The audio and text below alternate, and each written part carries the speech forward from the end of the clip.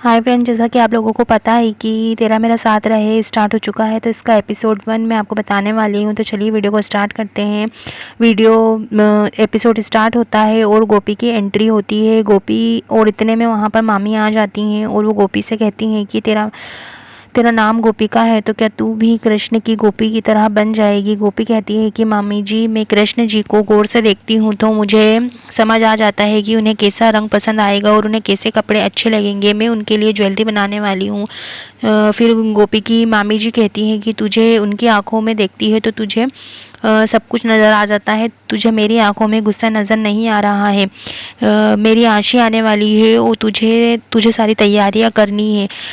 फिर गोपी कपड़े सुखाने के लिए चली जाती है। इतने में वहाँ पर लैपटॉप रखा रहता है। गोपी के हाथ से उस पर रंग गिर जाता है और वो कपड़ों के साथ उसको भी सफाई करने के लिए ले जाती है। इधर आशी की माँ आशी को फ़ोन करती है और उससे पूछती है कि कहाँ है तू, तूने अपना ही डाटा यूज़ कर रही है ना। आशी कहती है मम्मी ज्वेलरी शॉप पर हूँ, पक्षम मेरे साथ है, आप मुझे इरिटेट मत करो। आशी की मम्मी कहती हैं कि सब मैं तुझे इरिटेट भी करने लगी, अब मैं तुझे इरिटेट भी करने लगी क्या। मैंने तुझे मुंबई भेजा और पक्षम के ऑफिस में मैंने तुझे नौकरी दिलवाई है और अब मैं तुझे इरिटेट करने लगी हूँ।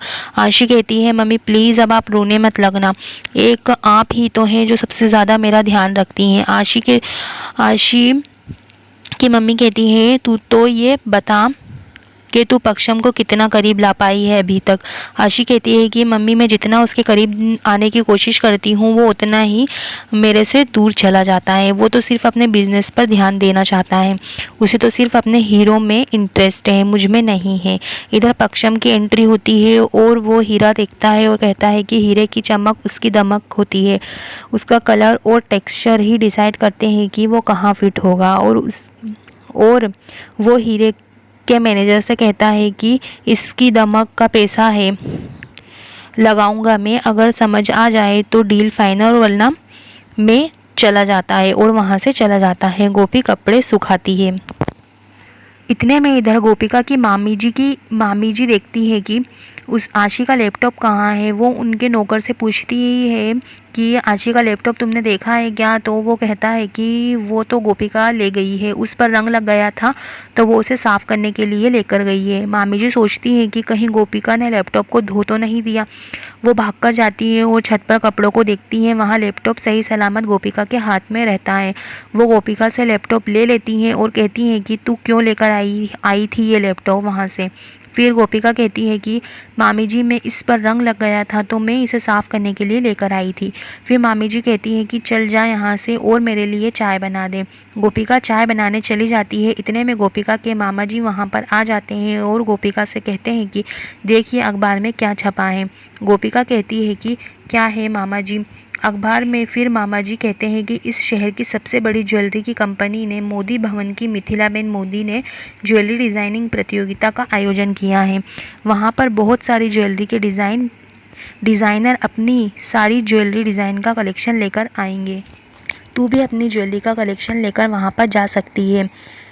फिर गोपिका कहती है कि मामा जी मैं कैसे वहाँ जा सकती हूँ, मुझे तो कुछ मालूम भी नहीं है और मेरे डिज़ाइन इतने अच्छे नहीं है कि मैं सिलेक्ट हो पाऊँ।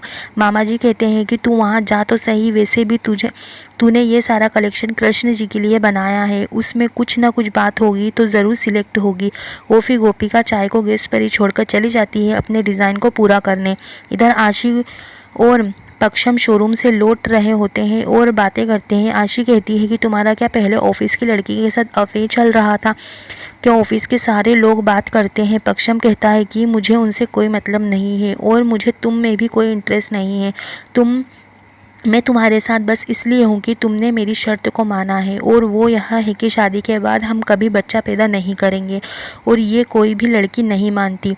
इधर गोपिका अपने डिज़ाइन कंप्लीट करने में लगी होती है कि मामी जी चिल्लाने की आवाज़ आती है। गोपिका जाकर देखती है कि वो चाय गैस पर रखकर भूल गई थी और सारी चाय गैस पर धुल गई है। मामी जी गोपिका को चिल्लाती है और कहती हैं कि मैंने तुझे चाय बनाने के लिए कहा था, तुझे पता है गैस का सिलेंडर कितना महंगा हो गया है। मामी जी बहुत खरी खोटी सुनाती हैं गोपिका को। गोपिका कहती है कि मामी जी मैं फिर से चाय बना दूंगी, पर मामी जी कहती है कि अब फिर से तू गैस पर चाय नहीं बनाएगी, अब अब जिसकी वजह से चाय ढुली है उसी से चाय बनेगी। और गोपिका के सारे डिज़ाइन लेकर आती है, ईंटों का चूल्हा बनाकर सारे डिज़ाइन उसमें डाल देती है और गोपिका से कहती है कि अब तू इस पर चाय बनाएगी। गोपिका बहुत रोती है और कहती है नहीं मामी जी, पर मामी जी उसकी नहीं सुनती है और गोपिका के हाथ से डिज़ाइन ले लेती है और गोपिका अपने ही डिज़ाइन में आग लगा देती है और मामी जी की चाय बना देती है। उसके सारे डिज़ाइन जल जाते हैं। यहाँ देखकर मामा जी कहते हैं कि सॉरी बेटा, ये सब मेरी वजह से हुआ है, मैं तेरे लिए कुछ नहीं कर पाया, गलती मेरी ही है। मुझे तेरी मामी जी का स्वभाव पता था, फिर भी मैं तुझे यहाँ पर लेकर आया। गोपिका कहती है कि नहीं मामा जी, सारी गलती मेरी ही है, मैं ही कभी मामी जी को खुश नहीं कर पाई हूँ। मुझसे हमेशा गड़बड़ हो ही जाती है। इधर वो मिथिला बेन की एंट्री होती है और गैस पर कुकर रखा देखकर वो नौकरों को चिल्लाती है और कहती है कि मैंने कितनी बार कहा है कि कुकर में चावल नहीं बनेंगे, तुम लोगों को समझ में नहीं आता है। और तुम लोगों को पता है कि मेरे डीकरा पक्षम को कुकर में बने चावल बिल्कुल ही पसंद नहीं है। और दूसरी बात कि कुकर में बने चावल सेहत के लिए हानिकारक होते हैं। तुम लोग बेलगाम घोड़े हो गए हो, अब तुम सब पर लगाम लगानी ही होगी। और कहती है कि तुम पर लगाम लगाने वाली आने वाली है, जल्द ही आएगी मेरी बहू।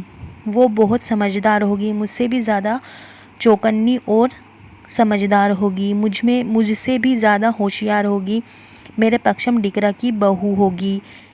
वीडियो को पूरा देखने के लिए थैंक्स। और अगर वीडियो अच्छा लगा हो तो प्लीज़ वीडियो को लाइक करें, शेयर करें और चैनल को सब्सक्राइब करना ना भूलें।